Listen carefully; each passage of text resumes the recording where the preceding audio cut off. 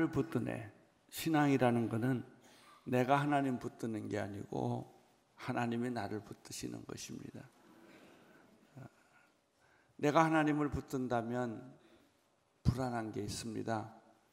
내가 힘이 없을 때, 내가 약할 때, 또 내가 시험 들 때 그 붙드는 손을 놓치기가 쉬워요. 내 믿음으로 하나님을 믿는다면 어려움이 있죠. 그런 내 믿음으로 하나님을 믿는 것이 아닙니다. 하나님의 은혜로 하나님이 나를 붙들어 주시기 때문에 내 손이 차갑던, 내가 흔들리던, 또 내가 감당할 수 없던 간에 하나님이 나를 붙들어 주십니다. 그 의로운 팔로, 강한 팔로 나를 안아주시고 나를 붙들어 주십니다. 그래서 우리가 두려워하지 아니하고 우리가 담대해는 하는 이유가 여기 있어요. 하나님이 여러분을 붙들어 주시기 때문입니다. 폭풍이 치고 바람이 불어도 두려워하지 마십시오. 하나님이 여러분을 붙들어 주십니다. 오늘 말씀도 그런 주제입니다. 강하고 담대하라. 왜냐하면 하나님이 너를 붙들어 주시기 때문이다 하는 거예요. 하나님의 역사는 이렇게 몰고 가요. 그 바람에 우리가 그냥 실리는 거예요. 파도에 실리는 것처럼 하나님의 일에 우리가 실려가는 겁니다. 그것이 하나님의 일입니다. 우리가 하나님의 파도에 뛰어다니다 보면 어느덧 우리가 원하지 않는 하나님이 원하는 곳에 우리가 가게 됩니다. 그것은 우리가 상상할 수 없는 아름답고 영원한 역사가 이루어지는 곳입니다. 자, 오늘은 모세가 120년의 생애를 살았습니다. 산전수전 다 겪었습니다. 그의 젊은 시절 다 보내고 그 사역의 왕성한 시절 다 보내고 이 모세는 이제 드디어 그 인생을 마감하는 때가 됐어요. 우리가 성경 공부 때 많이 들었다시피 모세는 그 인생을 세 구분이 돼요. 40살 때, 80살 때, 120살 때. 첫 인생의 40세까지는 자기가 잘나서 산 인생입니다. 공부도 많이 하고 애굽의 학문을 다 받아들이고 왕자로서 살아왔던, 부족함이 없던 혈기왕성한 청년이었죠. 애국심도 많았고요, 하나님도 사랑했고요. 그러나 그 애국심은 살인을 합니다. 인간의 정의는 때로는 살인을 합니다. 그래서 원하지 않게 조국을 떠나야 되고 나라를 떠나서 광야로 갑니다. 광야에서 40년 동안 그는 하나님으로부터 훈련을 받습니다. 젊었을 때 40년은 사람으로부터 훈련을 받았다고 한다면 그가 살인자의 누명을 쓰고 광야에 홀로 갔을 때는 하나님으로부터 직접 훈련을 받습니다. 광야 생활이란, 광야 훈련이란 먹지 못하는 훈련이요, 입지 못하는 훈련이요, 잠 못 자는 훈련입니다. 사람들에게 그런 훈련을 시키면 제일 힘들어합니다. 감옥에 들어간다든지 북한의 정치범 수용소처럼 땅콩으로 매달려 먹게 산다든지 이런 거죠. 병이 든다든지 하는 것이죠. 그 40년을 모세는 침묵의 시간이었습니다. 변명하지 않고 이유 없이 겪는 이 40년의 세월을 잘 겪었습니다.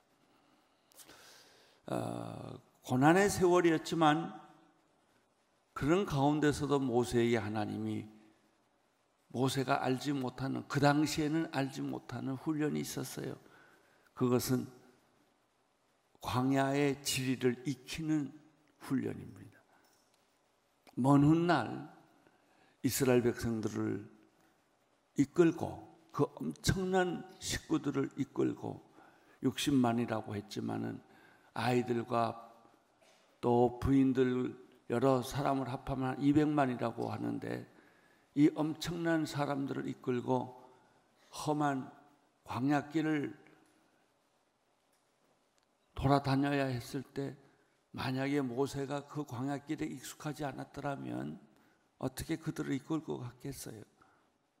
그래서 미리 지금 하나님이 답사시키는 거예요. 모세는 그 생각을 못했어요. 하나님이 나를 답사시키는구나, 미리 훈련시키시는구나, 그거를 모른 채 광야를 40년 살았죠. 그때는 점점 마음이 위축됐을 겁니다. 내 인생이 이렇게 끝나는구나, 나는 희망도 없구나, 나는 이렇게 어려움을 겪다 죽는구나, 그런 생각을 했을 거예요. 그러나 어느 날, 전혀 예기치 못하던 어느 날, 그는 호렙산에서 떨기나무 속에 불타는 하나님을 만납니다. 하나님을 만나서 내 신을 벗어라, 이것은 거룩한 땅이다. 그리고 하나님을 만나고 하나님의 음성을 듣습니다. 이 거룩한 불이 모세의 인생을 또 한 번 뒤집어 놓습니다. 그리고 하나님의 사람으로 변신합니다. 하나님, 나는 그런 사람이 아닙니다. 하나님 날 잘못 보셨어요. 내가 어떻게 이스라엘 백성들을 이끌고 탈출을 합니까? 나는 그런 능력도, 그런 실력도, 그런 마음도 없는 사람입니다. 어찌하여 하나님 나를 보내셔서 이스라엘 백성들을 탈출을 시키십니까? 그렇게 변명을 하죠. 그러나 하나님의 선택에는 실수가 없어요. 여러분을 선택하신 하나님은 실수가 없으신 분이세요. 내가 보기에는 하나님이 실수한 것 같이 보여도 하나님은 실수하지 않으십니다. 나는 너를, 내 백성 이스라엘 백성들을 너를 통해서 애굽을 탈출시킬 것이다. 그리고 그들을 적과 꿀이 흐르는 가나안 땅으로, 약속의 땅으로 이끌어낼 거다. 그리고 모세 한 사람에게 이스라엘 백성의 운명을 맡기는 것이죠. 광야에서 얼마나 많은 일이 일어났어요. 얼마나 많은 쇼가 벌어졌어요. 광야는 사람이 살 수 없는 곳이에요. 제가 그래서 광야의 삶을 아름답다는 소책자를 만들었죠. 광야는 눈 씻고 봐도 살만한 곳이 아니에요. 압구정동이나 이 강북이 아니라고, 강남이 아니라고요. 그런데 광야처럼 보석이 찬란한 곳은 없어요. 왜? 거기에는 그리스도가 숨어 있기 때문에. 위기 때마다 예수님을 만나요. 7번이나 만나요. 처음에는 생수를 만나요. 만나를 만나요. 율법을 만나요. 성전을 만나요. 기도의 응답을 만나요. 성전을 만나요. 그리고 제일 마지막에 불기둥과 구름기둥을 만나요. 광야는 멋진 곳이에요. 살만한 곳이에요. 모래 폭풍이 있고 그리고 어려운 곳이지만 사람을 만드는 곳이에요. 하나님을 바라보게 하는 곳이에요. 믿음을 만드는 거예요. 어느덧 거인이 된 거예요. 이제 그 세월이 다 끝나고 120, 나이 120 할아버지가 됐어요. 하나님의 일은 계속돼요. 하나님의 일은 포기하는 법도 없고 멈추어지는 법도 없습니다. 계속됩니다. 그러나 사람은 변합니다. 마치 400m 계주와 같아요. 지난번에 우리나라에서 그런가요? 올림픽 게임 때 미국이 1등 하기로 여자 바톤 계주가 됐는데 이 바톤을 못 받은 바람에 꼴찌했잖아요. 이 바톤을 잘못 받으면 아무리 훌륭한 선수라도 실력 있는 선수라도 바톤을 잘못 주면 꼴찌가 돼요. 역사란 이 바톤을 주는 것입니다. 내가 내 후손에게 바톤을 넘겨주는 거예요. 내가 잘 뛰는 것도 중요하지만 내 후손에게 바톤을 잘 넘겨주는 것도 더 중요한 거예요. 지금 모세가 자기 생애를 마치고 자기 다음 주자인 여호수아에게 바톤을 넘겨주는 거예요. 그때가 여호수아는 40세였어요. 모세는 120세예요. 자, 성경을 봅시다.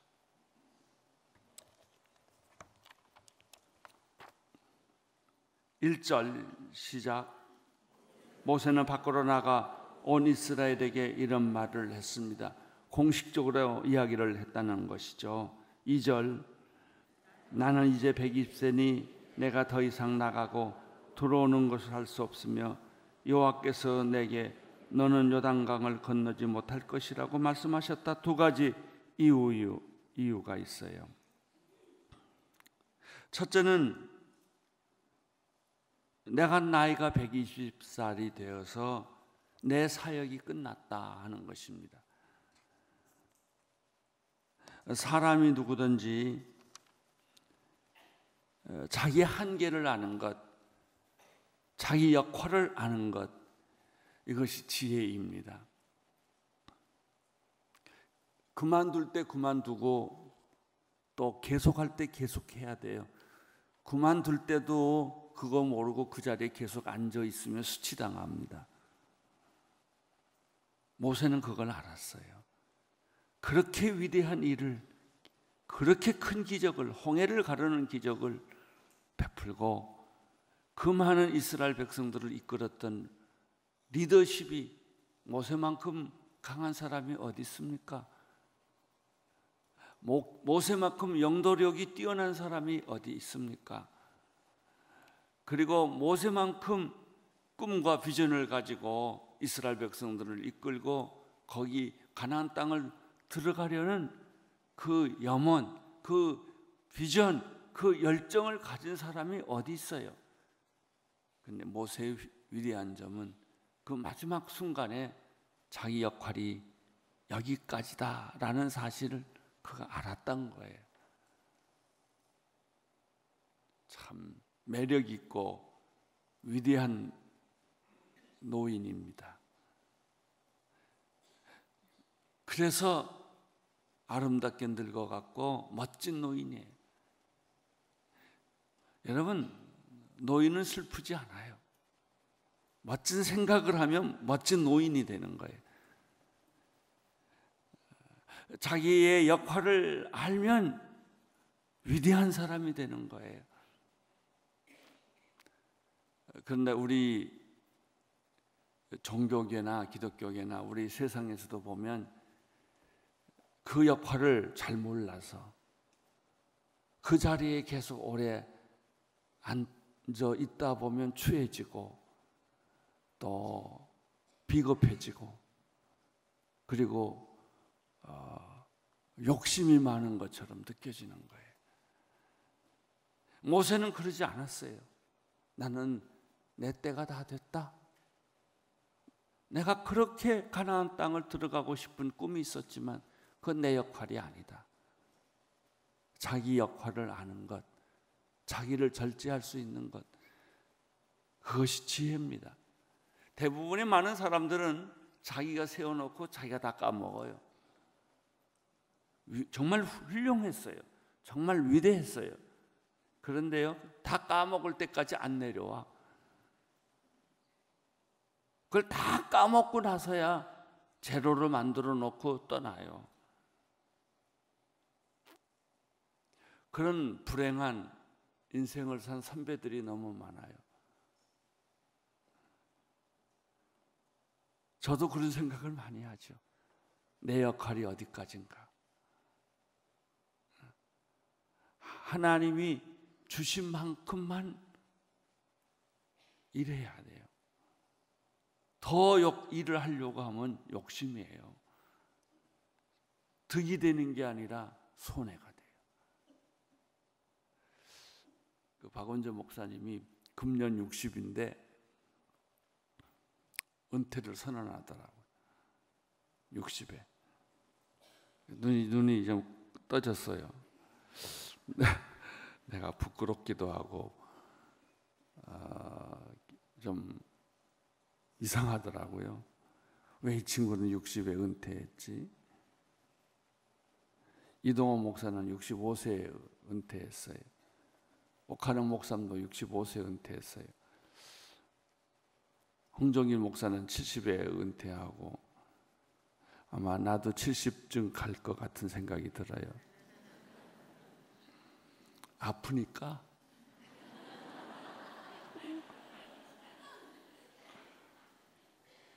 근데 은퇴하면 할 일이 더 많거든요. 이동원 목사님이 그러세요. 은퇴하면 좀 편히 쉴 줄 알았더니 배로 바쁘대요. 은퇴한 걸 알고 지구촌 곳곳에서 전화 온대요. 집회해달라고. 그래서 더 바쁘대요. 차라리 교회 그냥 있을 걸.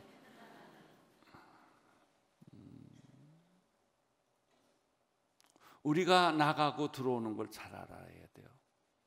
내가 일할 때와 일을 멈출 때를 잘 알아야 되고요. 그걸 모르면 수치를 당하게 됩니다. 오히려 내가 지금까지 쌓아놓았던 축복을 허물어버리는 경우가 되죠. 모세는 두 가지 이유로, 첫째는 자기의 한계를 깨달았기 때문에, 두 번째는 하나님 말씀 때문에 너는 요단강을 못 건널 것이다. 내 역할이 아니다. 그랬을 때 모세가 얼마나 섭섭했을 거예요. 그는 느보산 꼭대기에서 젖과 끓이오는 가나안 땅을 멀리서 보면서 눈물을 흘렸을 거예요. 감사의 눈물을. 그리고 그 비전의 땅, 그걸 보면서 나는 여기서 스톱해야 되는구나 하는 것을 그는 알았어요.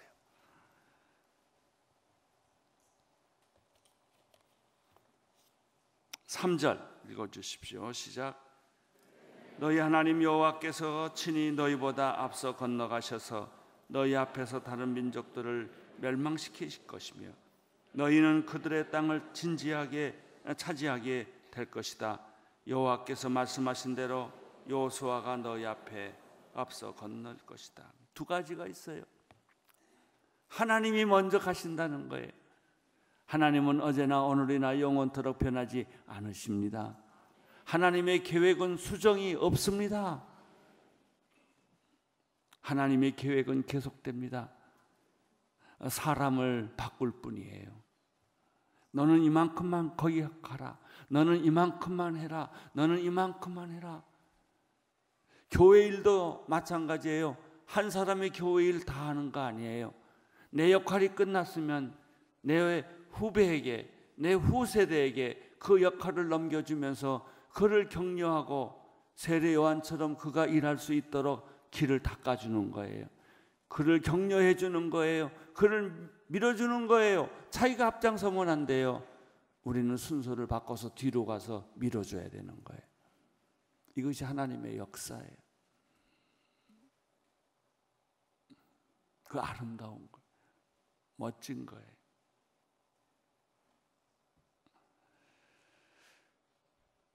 은퇴한다는 것은 끝났다는 것이 아니에요. 은퇴가 영어로 뭔지 아세요? 리타이어 한다고 그래요. 타이어 바꿔 끼는 거예요. 이제 타이어 하나 가지고 인생을 달려갔다고 한다면 타이어가 다 닳았어요. 너무 뛰어서. 인생의 후반전 타이어로 바꿔 끼는 거예요. 이제는 과거에 달렸던 길이 아니라 역할이 달라졌고 열정은 계속되지만 역할이 달라진 거예요. 그래서 기쁘고 즐겁고 더 신이 나고 흥분이 되는 것입니다. 혹시 여기에 은퇴하신 분들 계십니까? 처지지 마세요. 뒤로 물러서지 마세요. 더 열정적으로 변하세요. 하나님이 말씀하셨습니다. 준비는 내가 먼저 한다. 내가 먼저 가서 내가 나갈 땅을 준비한다. 두 번째, 여호수아 젊은 세대가 가서 준비하게 될 것이다. 어른들이 볼 때는요, 젊은 사람들이 위험합니다. 경험도 없고 서툴고 잘못됐지만은 그렇지 않습니다. 저도 온누리교회 목회를 생각해 봐요. 제가 30대 시작했거든요. 40대 불태우기 시작했어요. 얼마나 위험했을까요? 얼마나 위험했을까요? 그러나 하나님의 은혜로 잘 견뎌왔고 열정을 가지고 일을 했어요. 어른들의 눈에는 그 사람들이 젊어 보이고 실수가 많아 보이지만 그렇지 않습니다. 그들에게 일을 맡겨보면 우리보다 훨씬 잘합니다. 안심하고 맡겨도 괜찮습니다. 그래서 젊은 세대를 키워야 하고 우리의 후세대를 격려해야 합니다.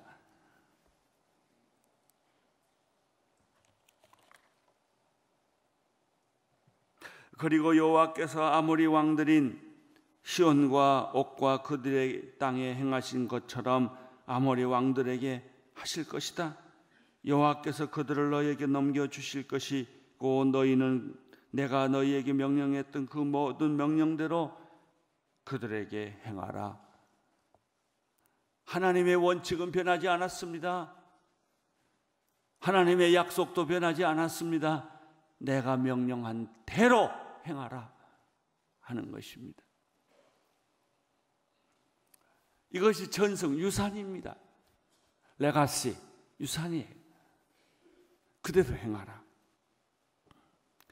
우리에게 불행이 있다면 영적 유산이 없는 거예요. 우리는 우리 자녀들에게, 우리 후손들에게, 우리 후배들에게 남겨줄 영적 유산이 있어야 돼요. 그 꿈을, 그 비전을, 그 열정을 남겨두는 거죠.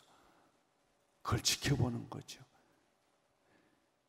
이스라엘 백성들은 최소한 3대예요. 3대에게 그 신앙의 유산들이 전승된 거예요. 그래서 이 지구상에서 가장 오래 남아있는 민족이 된 거죠. 우리 민족도 그렇게 되어야 돼요.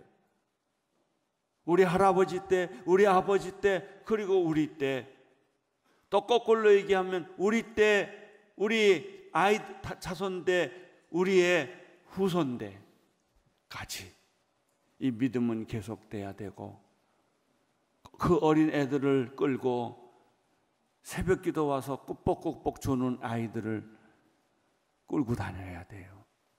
나는 우리 교회가 진짜 세계적인 교회가 되려면요, 새벽기도가 되려면 애들을 끼고 와야 돼요. 정 못하면 일주일에 한 번이라도 애들을 새벽기도 훈련시켜야 돼요. 못 모르고 하겠죠. 그러나 그 아이들은 영적 유산을 받는 거예요.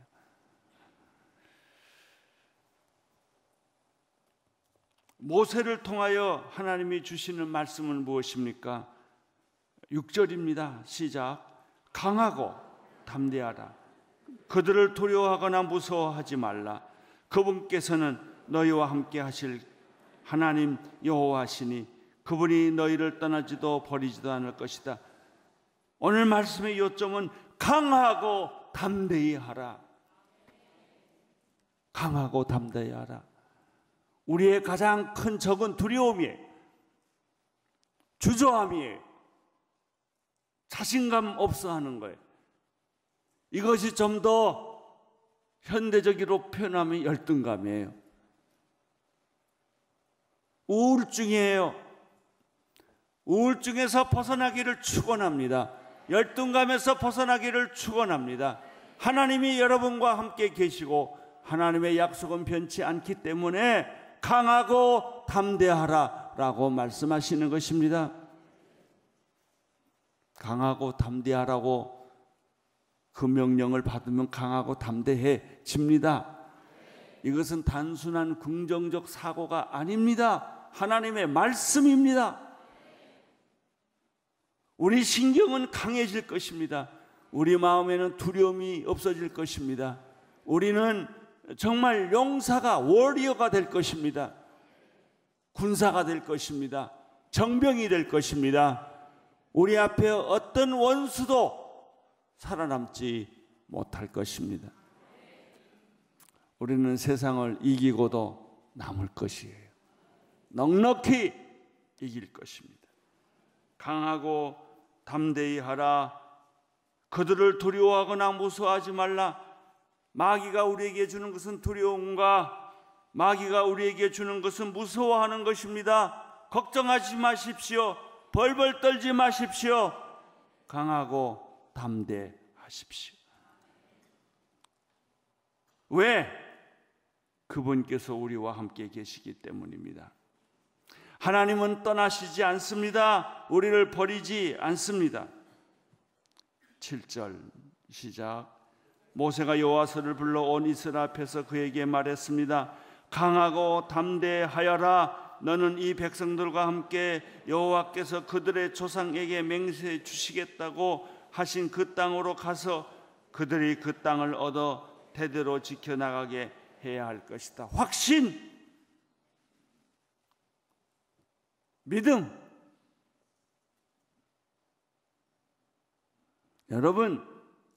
여러분의 인생은 멋지게 마감할 것이라는 믿음을 갖게 되기를 바랍니다.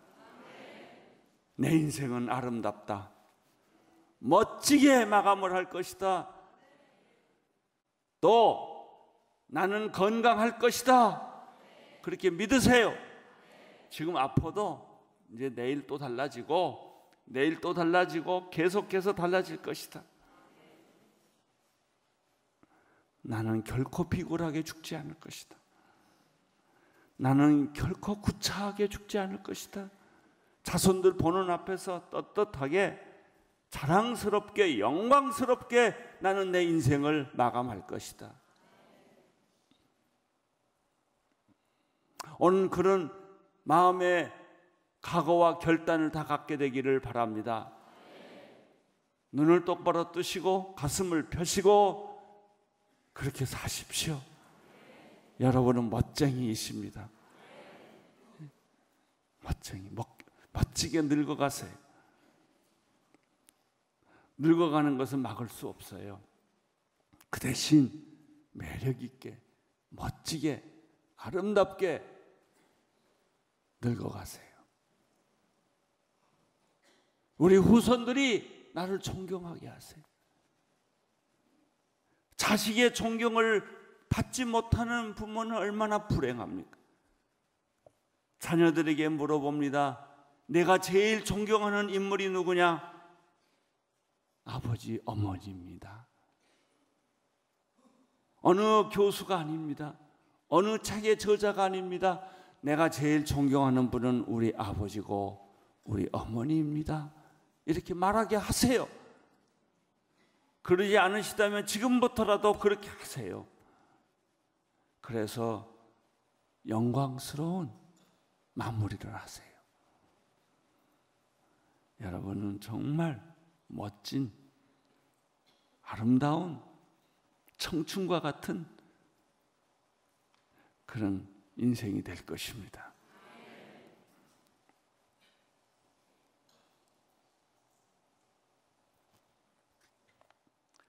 여호와께서 친히 네 앞에서 가시고 너희와 함께 하실 것이며 너를 떠나지도 너를 버리지도 않을 것이다. 두려워하지 말고 낙심하지 말라. 두려워하지도 말고 낙심하지도 말라. 아프다고 두려워하지 말고, 돈 없다고 낙심하지 말고, 모든 일이 안 된다고 걱정하지 말아라. 지금부터 된다. 말씀이 내 입에 있지 않느냐? 말씀이 내 마음에 있지 않느냐? 하나님의 명령이 먼 데 있는 것이 아니다. 너보고 하늘에 가서 별 따오르는 것도 아니고 바다 깊숙이에 갔다 오라는 것도 아니다. 하나님의 말씀은 내게 가장 가까이 있다. 너는 할 수 있다. 지금 할 수 있다. 오늘 결정하면 오늘부터 내 인생은 뒤바뀌기 시작한다. 이 이상 어떻게 더 하나님이 설명해요? 할 수 있어요. 우리 인간이라는 존재는 이렇게 신비한 거예요. 나같이 천한 존재가, 나같이 실수가 많고 변명이 많고, 나같이 이렇게 훈련이 안 된 존재가 변할 수 있다는 거예요. 변할 수 있어요. 여러분도 변하고 나도 변하고, 여러분은 멋진 평신도로 변하고 나는 멋진 목사로 변할 거예요. 할렐루야.